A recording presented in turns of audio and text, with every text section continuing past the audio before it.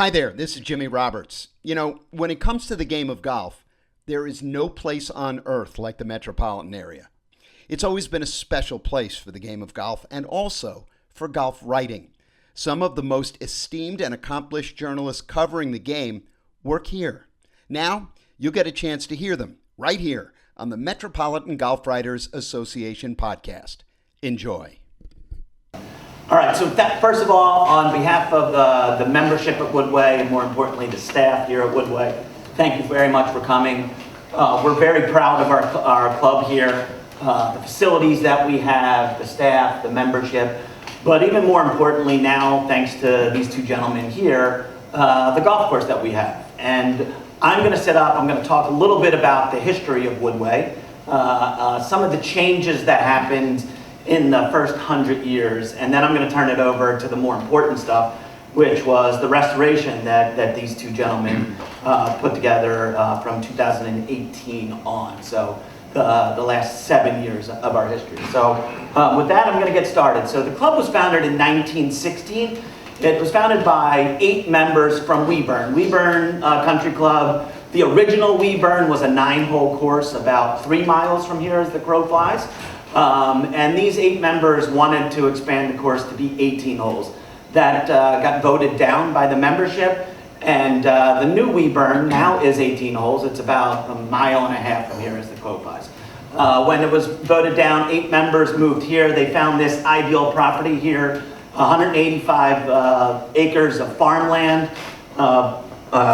This is Darien where you sit. Right across the other side of that water is Stanford. Right in that corner over there is New Canaan. So really packed into this tight area of Stanford, New Canaan, and Darien. As Chuck had mentioned, the membership, they considered Tilly, they considered Travis, they considered Ross, ultimately selecting Willie Park Jr. Reason they did is because of his work in parkland courses over in England, Sunningdale, Huntercombe, and the like. So this was a farm and parkland, so they chose Willie Park Jr. over those. His design principles, thoughtful routing, a lot of use of diagonals. You'll see a lot of that as you go out. Distinctive greens. He was, at the time, he's a 2-time British Open champion. Wrote a book on the art of putting, was an amazing putter. You'll see large greens that when we get into the restoration, these guys brought back, but great internal contours. They're going to bedevil you when you're out there on the putting, but great greens that he has, elevated, thoughtful uses of it. Strategic bunkering that are there, thoughtful for a reason, and restraint. There wasn't, the things were put there for a reason. And what these guys have brought back is one of the most intact Willie Park Jr. courses that in America, we think. What we believe is we have a masterpiece that was from day one. Course opened in 1916 is when the course was founded. 1918 opened. It opened as the longest course in Connecticut. It's actually it opened longer than what we will be playing today. We're playing from the Whites, which is somewhere 6260, something like that. But opened it for 6,460 yards, 6,470 yards. Think about that with the technology that day at the time. You could extend it to 6,600. Back then, you had those barnstorming tours. In 1920, Varden and Ray did an exhibition in which they described it as one of the best young courses that they had. And then the next year, George Duncan and Abe Mitchell came, in which Duncan and Mitchell said it was the best course that they saw in America when they played Marion, Sleepy Hollow, the Country Club, Garden City, and others. So a lot of praise when they started. Matter of fact, Willie Park Jr. even talked about it as being the best course that he had designed in America. This was his business card that he had. This was the front page, second page. So you look at, you've got Maidstone down there in small print when you've got Woodway up here on the top. So you've got Sunningdale, Mount Bruno, and Woodway as the 3 courses that he was most proud of at the time. As I said, I'm going to go through the changes that happened, the major changes that happened. There weren't a whole lot of them. This was pretty much the bones were here when Anthony came on site and Bruce came. But we're going to go through the major changes that we had. The first major change we had was in 1936.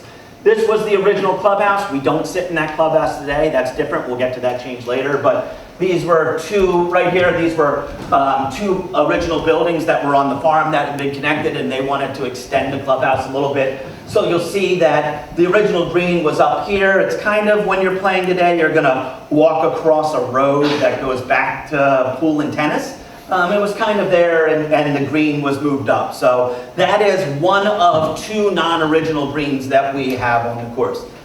This one over here, by the way, that we're looking at is the second non-original. We'll get to that in a minute. But that is one of the original, 1936. That was the first major change that happened. In the 1960s was the second major change. For those of you that are up in the area, you know there's a lot of wetlands that are up here. Back then you could do whatever you wanted to. Now you can't touch them. But back in those days, we knew in the 50s that there were irrigation needs that were needed to water the course. And we were starting to have irrigation problems as early as the 50s. On the first hole, when you play the first hole, on the right is a pond that was non-original. It's not part of the course property, but they were actually, it was a quarry. They were excavating gravel there that was used for I-95 in Darien. They hit a bunch of natural springs that started sprinkling water up, that actually ended up starting being a lot of water. We used that to irrigate the course for almost a decade before they started creating a series of ponds. This one out to my left, your right. This one's on the right of 5 that we interconnected. And it was actually a really ingenious forethought from the membership back then, because to this day, we don't pay a cent for watering our course. All naturally fed from that spring, those natural springs that come into the water and feed all of our course. So Anthony can water to his heart's delight and not have to pay for a cent of water. So all of these areas are mostly out of play, to be honest with you, except for this one over here. Again, we'll get to that change. But they filled in low-lying, what they called bogs at the time, but were wetlands. The next one, trees. Oh boy, were there trees everywhere. This quote comes from our 75th anniversary book. Woodway's property may be considered almost as much an arboretum as it is a beautiful golf course. This was said with much gusto and acclaim. This, if you look at how the trees had been inundated on the course, like most courses, over the years a lot, but especially in the 80s, there was a beautification program that the club had come with. Thousands of trees were planted where they wanted to have, corridors of play that had happened. So lots and lots of trees. I'll let these two get into what they did to bring them back, but this was another one, happened over years and years and years, but specifically starting in the 80s, lots and lots of trees that went in. A second green was added on the first hole. This happened in the 1980s. So as that pond that we had talked about that had filled in from the natural quarries, the membership had thought, hey, wouldn't it be great to be able to play over that water, and let's add another green, that would be great. Well, the good news is not all of the membership really liked that hole. So the original green, so this was the new one added, the original green, they decided to keep it. They were going to shut it down. We were going to lose another Willie Park green. They didn't shut it down, thankfully. It stayed on there. For a couple decades, they played two courses, the red course or the black course, depending on which green you were going to play. It was the same course, just depending on which green you hit to. So there was an alternate green. These guys shut that down when they came in. That green no longer exists. We played the original hole. The place that we sit today, this was built in 1999. And they built a new hole that went this way. So this is the second major new hole that is here. The good news is, so you see here, this is the tee box, this is the green, this is where we sit here. The original hole went back this way. This green still exists on the property. So we still have 17 original Willie Park greens on the property. This one sits just to the left of the first tee. So you guys can see it. It's a practice green. We do practice on it. My suggestion, if you want to get the roll of the green, that's where you go to get the true roll of what the greens are going to be out there. So that's it. That's all the major changes that we had up until 2018 when Anthony joined us from Pine Valley. Anthony was the lead assistant in Pine Valley when we brought him up here. He and Bruce came in as mentioned. And what started as a bunker project, number one, was quickly obvious there was a lot that could be here. And things that had happened over time, mow lines and green pads and all the other stuff. It was pretty clear that we had what we knew was something special, but Bruce and Anthony could see, hey, if we did a little bit more than just those bunkers, there was a lot that we could do to really bring back this, what we think is a special Willie Park course and a gem of a course. So with that, I'll kind of let them walk through the different points that they have. I'll give the clicker over so they go. We got some visuals that you guys can look at. And then we'll quickly get to questions so that you guys can get to some lunch and then go out there and play what you see. So with that, I'll throw it over to you guys. Sounds good. Thank you. Thanks for coming out. It's interesting, you know, when I was hired, Anthony, you were here 2 months before me? Correct. He and I walked the golf courses together and we kind of bonded, but you know, when I choose to work at a club, it's usually the first guy I worry about is the superintendent. I make sure that guy's in place. And he was, and we kind of we were symbiotic in our ideas, what we could do to this place. You know, Woodway was had the typical issues at most courses. Trees had overgrown, there was architectural changes over the years. And my job here was to come in and sort those issues out. The biggest issue, what I think, and some of the members can attest to that as I think I told in front of the membership, the inmates have to stop running this asylum. And that didn't go over too well with a lot of the members, but a lot of the ideas were driven by members, not architects, not professionals. And the club had kind of lost its way in every typical way. The bunkers had been rebuilt and restyled in a different period. The changes of moving the ninth hole, trees had grown, the mowing lines had changed. So it wasn't any different than any club I've worked at for the last 35 years. It was just making sure I could bust through. Luckily, we had some great leadership. Pete Hunsinger over in the corner was the first green chairman. He realized that the club had to change their ways before they would allow us to do our job. We're both really good at what we do. We can be really good at it if you let us. And so we kind of had to change that culture. Went through a couple of contentious meetings with the membership. I had to battle my way through, but we broke through, and we decided to do kind of a slow burn restoration. Not, you know, today you hear all these clubs doing $15 to $30 million renovations. You know, Baltusrol just did one. You know, just drop a bomb on the place.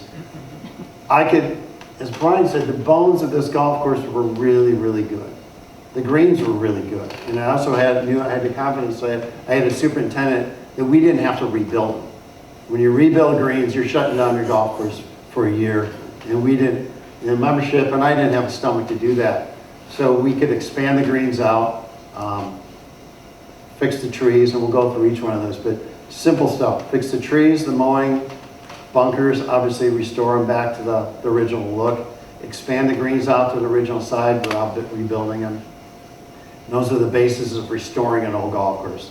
I've worked at a bunch of Willie Park courses. I grew up Red Run in Detroit. I caddied there as a kid, so I was pretty familiar with Willie Park and a big fan of his work. So it was kind of a good marriage for myself with the club and now as well with Anthony and the staff. So the bunkers basically was just taking, most of the bunkers were in good positions.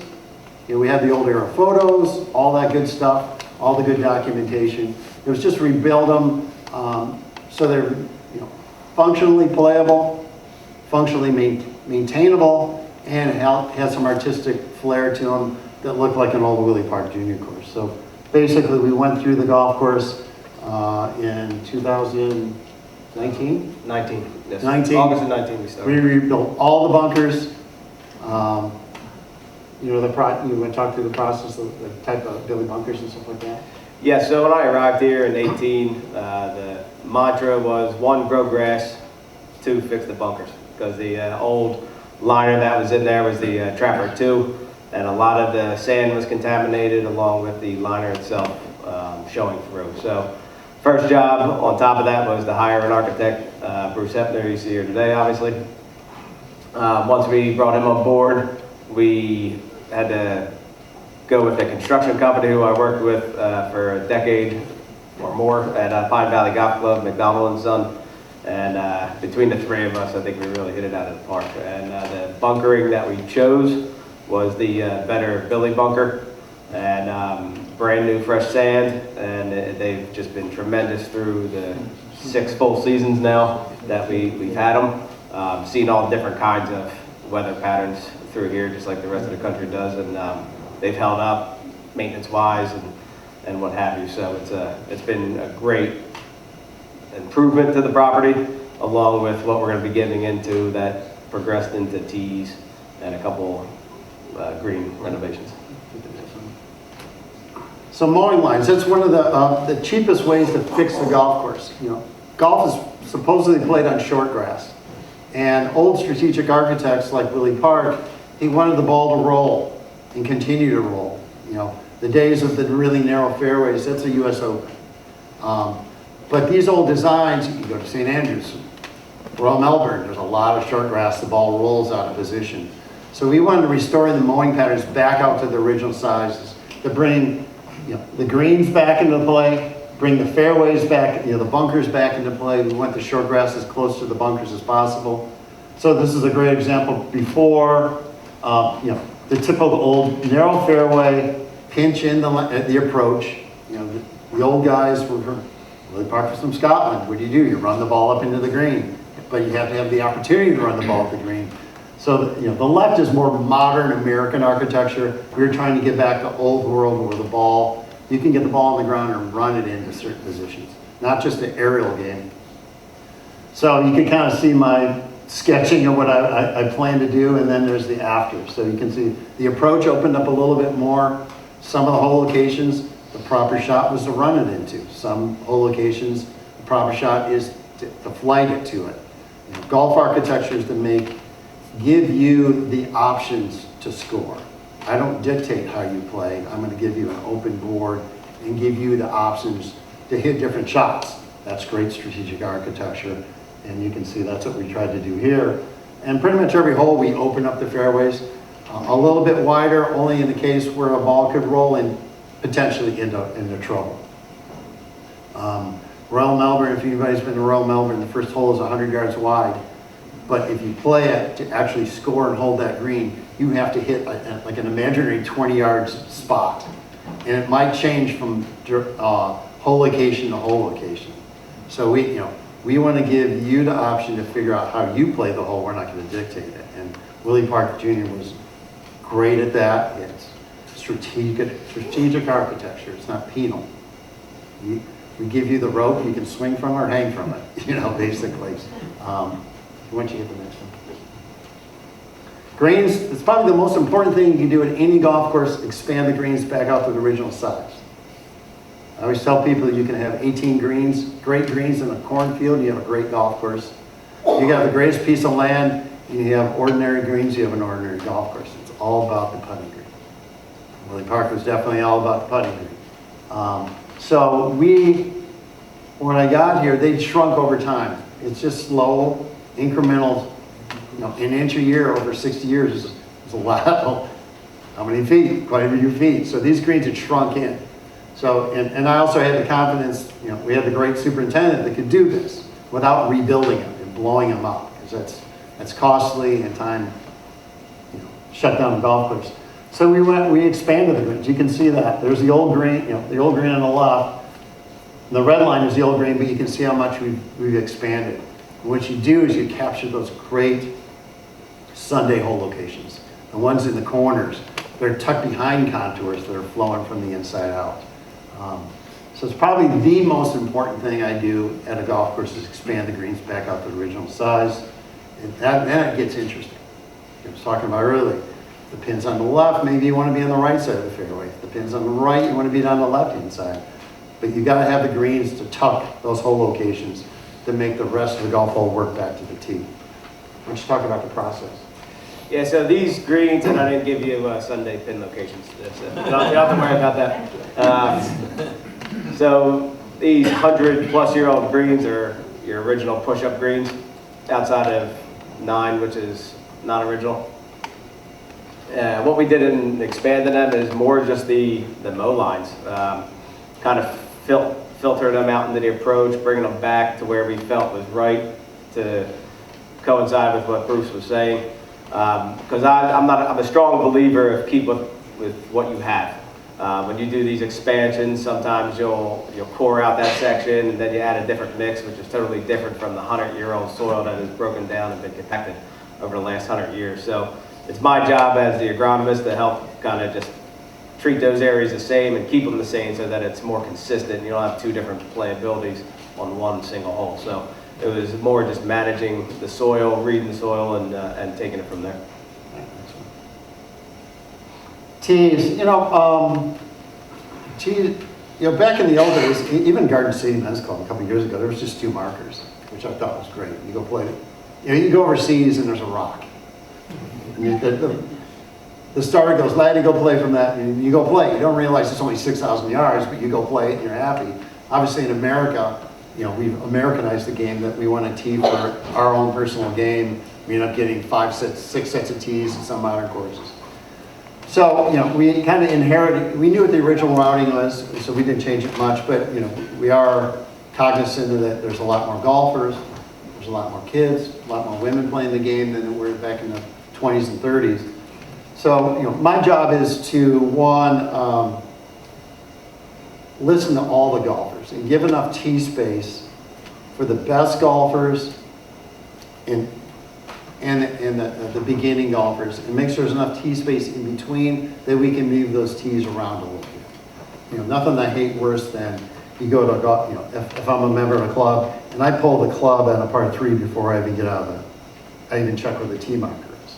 We want variety of tee space so we can move those tees around, and also enough tee space where they don't get chewed up. So we systematically went through every golf hole here and say, where were we lacking tee space? Can we stretch it? How far does the rubber band stretch? And mainly that's because of real estate. You can only stretch these holes so far. And then fill the gap forward. And the most important thing is the gap of tee space forward. We paid attention to where the forward tees were. Generally, they were afterthoughts, from the 50s on. Unfortunately, it was like, I just put the women up there somewhere. I'm out there thinking about, they're not just for women, for juniors, for senior men, senior women. Can we move some tee space up? And is it effective? Does it get the game of golf sped up too? Sometimes you go to a golf course and you look at the handicap of holes where the easiest hole for the men is the hardest hole for the women. It's maybe geography, it's a hillside or something like that. So I like balancing the design. Everybody should hopefully be playing the same difficulty of that golf hole. If it's a #1 handicap for the back, it should be a #1 handicap for everybody. Then you're all playing the same hole. Willie Park designed the hole. Why should one group be playing it at its best versus another? So that was kind of our primary goal, was to move the tees around, condense them, realign them, so they made sense and they feel like they were always here. You'll see they're kind of the old world, supposedly old world square tees out here. People don't realize they weren't square tees back in 1930. They gang-load the whole place. So it's a perception that oh, it's classic, it's squared up, but it works here, and that's why we have perfectly square tees. We have a great superintendent. Anything you want to add about the tees? No, I think you hit the one point where getting them aligned. I think that was the key thing with them. I mean, there's a few holes where they were just shaped in different, there were some shapes I've never seen before when I was in elementary school. But also a stadium effect. I mean, we're not Sawgrass. This is Willie Park, Woodway. And I think that was key, getting them all in line and cohesive with each other. Excellent. Trees, probably the most controversial thing anywhere. Cutting trees down is not popular. Where Bryan showed that photo, I grew up in Detroit. When we lost the elm trees in the 60s, they were the great American gulf tree, high canopy, wing foot. We lost and people panicked. So whether they planted Norway spruces, quick fixes, and cluttered our tree. The great saying is, save a whale, plant a tree, on a golf course. So, people just planted it. and it was the priority over golf. And you know, there's a battle of moisture, air, sunlight on a golf course. We play golf on grass. Grass is the most important plant we should have on a golf course. What competes against it? It wins trees. Takes all the nutrients out of the ground, the roots, the shade, air circulation, sunlight, all that stuff. So, you know, my motto at any golf course is a healthy, we call it forest management. We manage the forest to match the game. And I have all the quotes from all the great architects, Ross, Mackenzie, Colt, Willie Park, and they all said trees should enhance the game, not impede the play of it. So that's kind of been my motto. So, and we also want a healthy golf course. We also want a healthy forest. So we've taken quite a few trees. They already took a few trees off before he and I got here. They did Yes, a lot of work. that dark green is what was before Bruce and Anthony, and Yeah. the lighter one is what it is after Bruce and Anthony. So we opened up air circulation. We opened up vistas. You cannot see across this. You know, look at the views we have now. We opened up air circulation. We got trees out of our way that were inhibiting good shots. You know, you're on a fairway and also you have to shape a ball around a tree. That's not good for the game. There's a lot of double penalties. Yeah, Willie Park was a Scotsman. You know, you saw that original photo from '39. There weren't any trees on the golf course. He wanted this open. They wanted the wind to blow. You know, they win the golf, as they say. So we try to get back. You know, we also were cognizant that it's a parkland golf course, and you know, trees are an important part of this. The beauty of the design. It's not an important part of the golf aspect. So we judiciously, selectively remove trees to enhance the beauty of the game, enhance the agronomy of the turf that we played on, enhance the golf experience. So you'll go around, you'll see, you know, we've enhanced that by adding fescue. You'll see a lot. Fescue is definitely a part of our landscape out here, but I'm pretty proud of it. You know, I'm pretty proud of the membership allowing us to do that. I've been to clubs where I've been hung in effigy of many a tree. But it's hard, you know, the members now, it's hard to deny how beautiful the golf course is out there. You know, just as a golf course it's beautiful, let alone as a landscape it's beautiful, but now it plays well, it breathes again. You can see a lot of the befores and afters here, some great photos. But we let the game play as it should be, with the wind in nature, and the forest is healthier too. Every tree out there is a specimen tree now. You know, it's the right tree in the right location, not just a cluster. So every tree out there is healthy, and if they did, you know, we went around this morning. We're looking, you know, trees grow and die. It's just nature, and a golf course is a hyper environment for trees. We're adding nutrients, we're adding moisture, so they grow in an exponential way than they would in the woods. So we have to be the stewards of it, and we have to manage them, and if there's a tree that's struggling a little bit, we analyze it. And if a tree dies, we just lost a big tree on the 10th hole, on the right head of the 10th hole, majestic oak. We had the discussion. I always tell people, well, let's have a ceremony, let's mourn it, but let's not overreact, because the hole might be better without it. And you'll see on the 10th hole, we have to do some adjustments. So the mowing lines that we didn't see because it was hidden behind the tree, but it's a prettier hole without the tree. There's no tree is that important. So that's kind of how we manage it. Everything they have there. Yeah, I mean, the agronomy was key. I mean, coming here, as you saw with these few pictures that I just kept sliding through here, a lot of overhanging shade, not to harp on the same thing, but that was crucial. All the greens, just imagine when you're playing today, a U-shaped forest around almost every green. And it's been wonderful ever since we've taken it down, just with the agronomy aspect and the vistas. Like Bruce was saying, it's just remarkable, the change that we've been accomplished. But again, the key thing was agronomy. Yeah. All right, next. One before There's that. 10, 11, 13, 13 again, 15.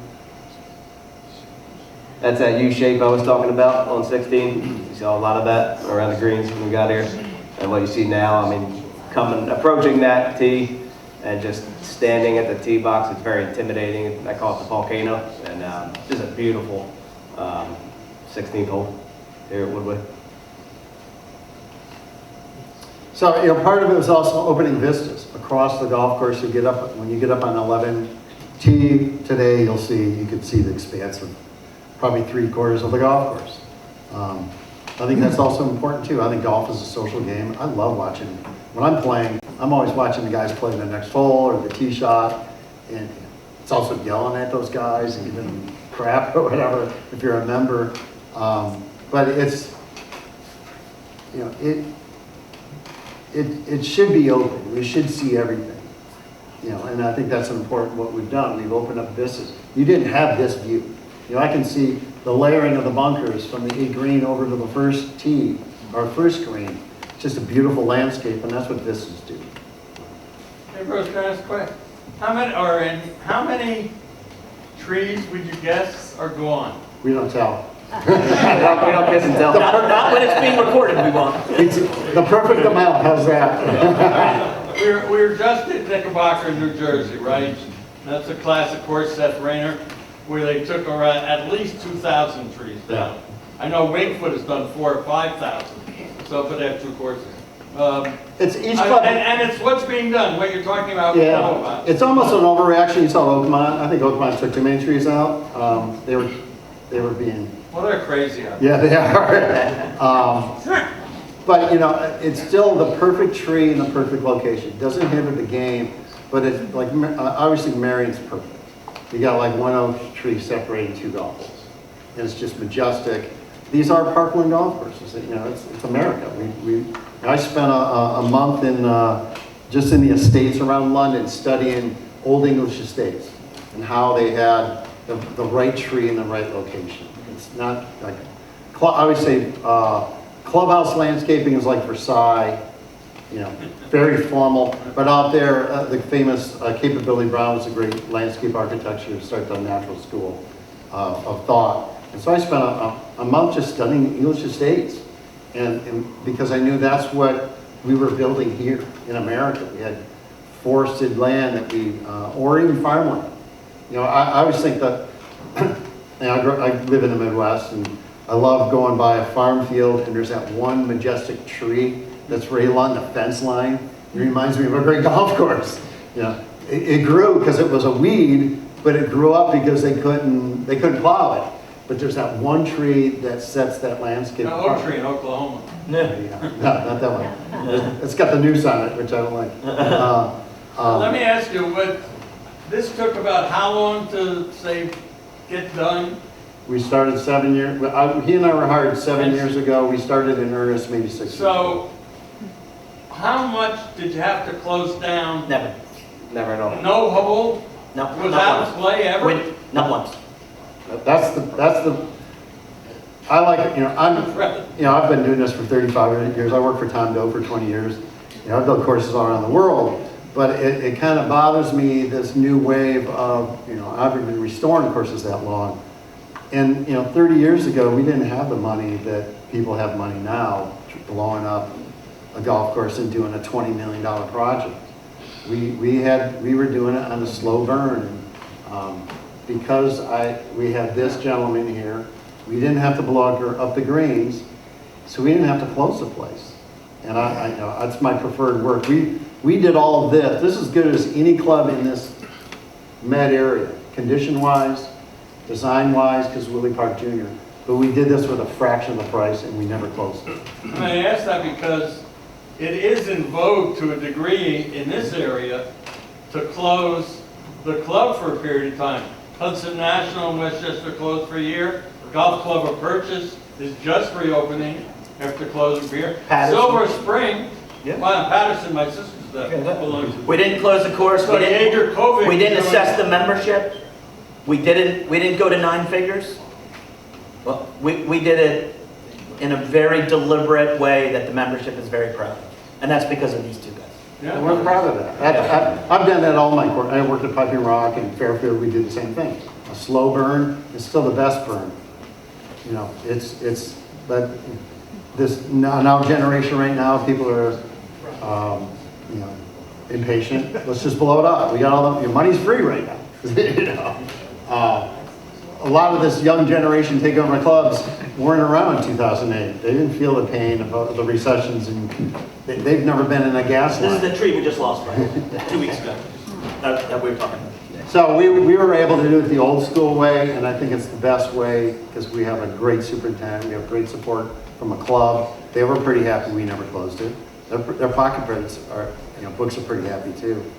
Sure. But go back and forth real quick between that. I mean, look at the, that's a little bit of a different angle, but this is when Anthony came through to do his interview. Yep. And then this is what you see today. Wow.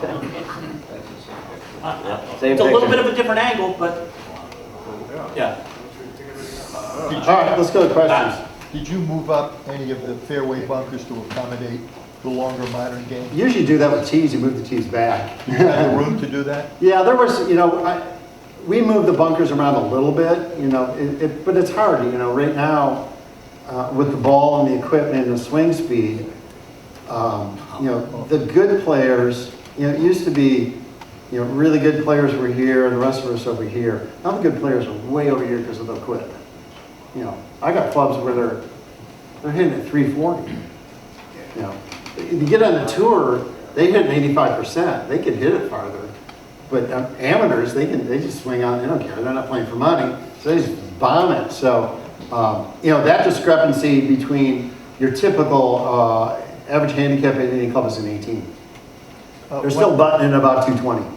Are all your greens still push-up greens instead Yep. of USGA spec greens? Yep. Except for this one. Yeah, just number 9 is the Number 9 is USGA. So that was And they're added. fine. You know, it's all about the superintendent. You know, that's why we had the confidence. I'm like, good, I don't have one of these young superintendents to go, oh, I'm here, you're gonna blow up your greens. They usually fail because the first, you know, people don't realize when you build a brand new green, it's gonna be firm as hell for the next 3 years. And people want $1 million, you know, it costs more than $1 million to rebuild your greens. They want $1 million improvement. And it doesn't, at year one, they're concrete. So we had a, you know, we had a plan, we were comfortable. These are as good a greens as you're gonna play anywhere in the Met area. And I brought up my cultural practices from one Pine Valley and 2 other colleagues that I worked at, or worked with at Pine Valley, who are now superintendents at other top named courses, and just collaborating and trying new things. Our cultural practice, when we aerate, is very aggressive in the shoulder part of the season, and that's what helps get the greens to where they're at today with what you're going to play on today. What grass do you have on the greens? They're primarily Poa annua bluegrass. Best putting. Yeah. It's a great putting surface. Yep. Air systems, the greens, Nope. Nope. Yeah, It's a really good super. It's funny. I grew up in Detroit, and Oakland Hills is the standard where all the tournaments are, and they were bragging. I knew a member. He's like, we're going to spend $20 million with Gil Hans. You know, Gil's a good friend of mine, because we want to get the U.S. Open. I go, and they were bragging about having the sub-air system and all that. I'm like, U.S. Open's in June. Why do you need to blow hot air or cool a plant in June in Michigan? Because, well, we're trying to get the Ryder Cup. I go, that's even worse. The Ryder Cup's in September. You really don't need that. The only time I've ever seen, you know, superintendent's a good friend of mine. The only time I've ever seen him use it and brag about it is when they had a light dusting of snow in like April, and he turned it on and melted all the snow. It was kind of cool. It's a $3 million thing to put in, and you got to put in vaults and stuff like that. So it's typical of anything in our society, over tech, high tech. Do you really need it? Yeah, I guess you could use it maybe once every 3 years where you need it. Where they put it in is when you're going to have a U.S. Open or a major tournament, because they desperately, as you know, do not want to play on Monday. That's the death of any tournament. So they will put these systems in to dry these greens out if you have a big rain on Thursday or Friday. And that's the insurance. You know, unfortunately, the USGA has, you know, got a gun to these clubs' heads, like, you're going to do this. And that's why they're, you know, if you're going to have an open or a major event, you're going to spend that kind of money because it's an insurance policy to have that event. Clubs like this, we're not going to have the US Open, but we're going to have great amateur events. We don't need that system here. because they're all push-up greens, we don't need it. And we did have the US Open qualifier back in May, on May 1st, so that was good. Very good day. The sorry. watercolor is just more about what I've always talked about. We wanted to blur the line between nature and the golf course. You know, there's supposed to be, if you pull the pins and the tee markers, it should be just this beautiful English estate out here. And so I like blurring the lines. That's why we're using a lot of fast. You look at the textures and the colors, blur it. It should be, you know, golf is played in nature, not a bunch of, it's not stadium golf here, it's not fake golf. So we worked really hard at, once we opened the vistas and looking across the layers of the vegetation, the colors, the textures, the hues. And you can see that just looking across here. So that was a major landscape portion of our design and work here, is to blur it. You know, it's called watercolors, blur the edges of the golf course so they blend seamlessly from native the woods seamlessly into manicured grass. You know, I hate it when it's super defined. Here's the manicured golf, you got greens, and then here's nature. We blur that line, so you'll see around the golf course the beautiful blend of nature, basically.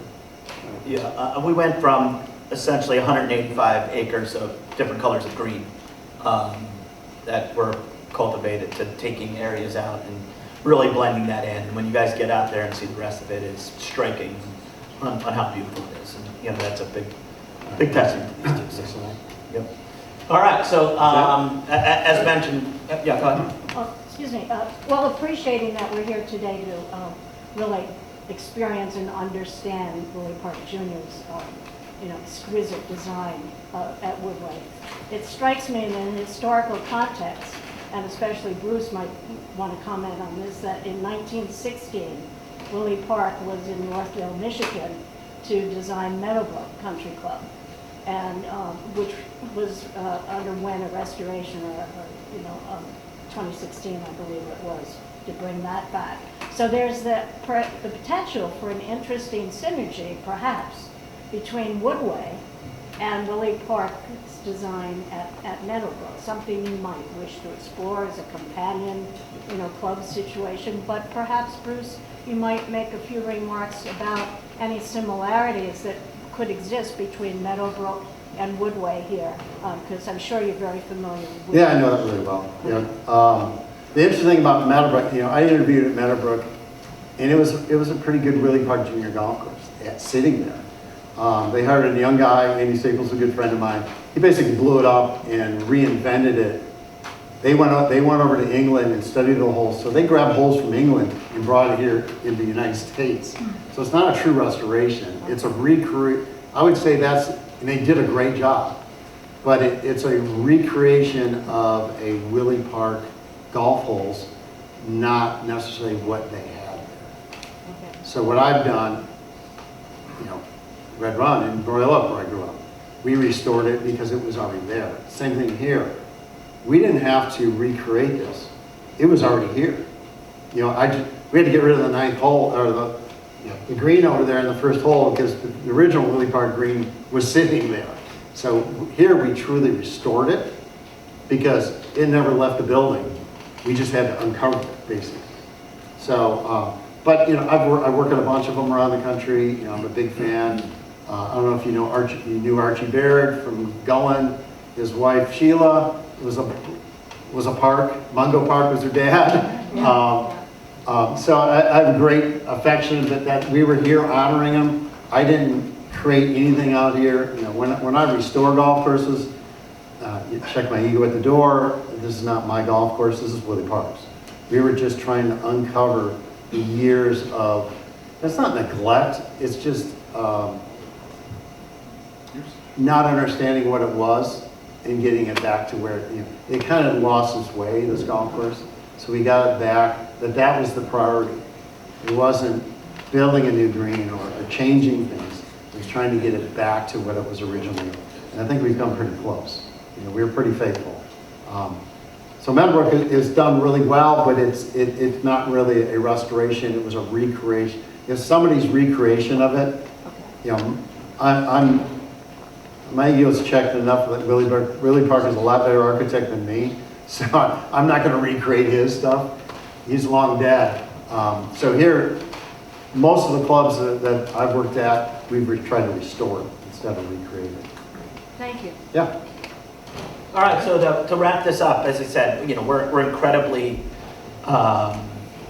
we're incredibly proud of what we have here. We've got 17 original greens on the property, 16 corridors. We're still playing. One of the most intact parks in the U.S., we believe. The agronomic benefits are untold. The fact that when Anthony was hired, his first KPI and his job description was grow grass.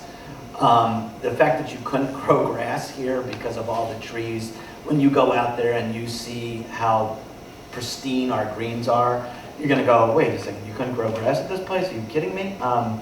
The agronomic benefits of what these guys have been able to do and what his practices are unbelievable. We talked about the model of efficiency. We didn't close the course down.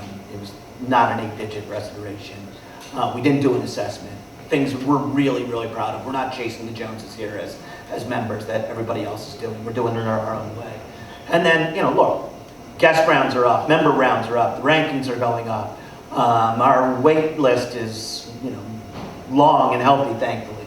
And the course plays harder for the low index players who are like, you're making it too easy. Nope, indexes are going up. For the higher players, they're going down. It's just a lot more fun to play around here, and you see the smiles of people coming off. So we're really, really proud. We can't wait for you guys to get out there and play it. With that, we've reached kind of the end of the line here. We'll throw it out. I know you guys have asked questions, but if there's others out there, please go ahead and ask. Go ahead. I'm just curious. Do you ever have somebody hit golf balls to different locations to see how they react when you're making some of these changes? Like how far they hit it? Yeah, how far they hit it. Yeah, or how the we're ball always reacts when it hits the ground. Yeah, that's done. And I'm always, where's Mike the pro here? I'm always quizzing them. Hey, we're members hitting balls. Right. I watched a lot of golf while I was here. Watched where people are hitting balls. So yeah, I'm still a golf architect. I still care about the game, and I want to make sure, that we are current without compromising the integrity of the original design. What do you step the greens at? We try to keep them in between 12 and 13. Pretty hard. I How many rounds a year do you do? want to say it's like 21, 2, most especially. How many rounds? Yeah, somewhere between 22 and 22,000. These aren't overly contoured greens. Heavily, so you can have those kind of speeds. There's some clubs where there's a lot of heavy contours. You just can't have those kind of speeds. So he's got them. I think they perfectly match what's here. And that's an individual golf course by golf course. We want people to have fun. And it also has to have good grass on it. It has to be healthy. A lot of clubs are just getting speed for the sake of speed, and the greens aren't very healthy. We have very healthy greens here. You find that you keep it consistent throughout the week? Yeah. Yes, we take our pride in that. Every day is a tournament day. How I was brought up, coming from Pine Valley, so it's not Monday, Tuesday, Wednesday, Thursday. It's tournament day every day, as much as we can. Thank you.